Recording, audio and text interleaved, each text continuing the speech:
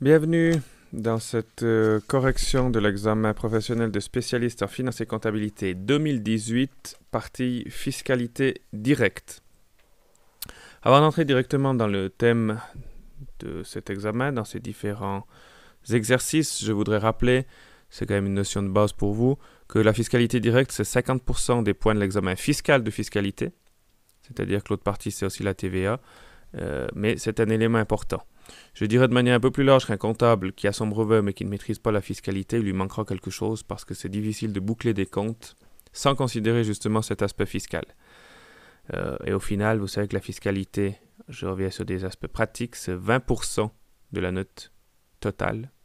Donc, pas possible, je dirais, de passer à côté, ou en tout cas, le moins possible. Je vais vous donner des petites idées ou des petites règles plutôt très basiques et très simples qui peuvent valoir en fiscalité directe, mais bien sûr aussi pour d'autres examens, mais je les trouve très importantes et je les rappelle perpétuellement à mes étudiants. Premier point, tout simple, toujours bien lire la donnée. Parfois, on pense qu'on a déjà compris ce qu'on doit faire dans l'exercice, mais ce n'est pas exactement ce qui nous est demandé. Et si vous avez des cases à remplir, on pense parfois qu'on doit mettre des croix et des fois on doit mettre des articles. Donc, soyez attentifs. Deuxième point, il faut toujours tout remplir dans un examen. Même si vous pensez que vous dites des bêtises, même si vous ne savez pas exactement comment vous y prendre, mettez quelque chose. Je corrige les examens. Quand c'est vide, pour nous c'est simple en tant que correcteur, mais c'est le seul moyen de ne pas récupérer des points. Dès qu'il y a quelque chose, on doit lire et on doit essayer de trouver. Parfois il n'y a rien, mais il faut essayer.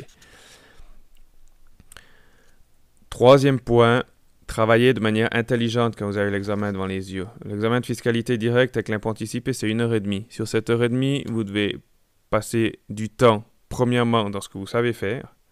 Vous devez engranger des points, c'est le but de l'exercice. Et deuxièmement, revenir sur ce que vous n'avez peut-être pas compris.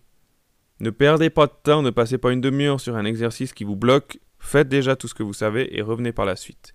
Et puis, dernier élément, je dirais, prenez en considération également le nombre de points qui peuvent être donnés par exercice.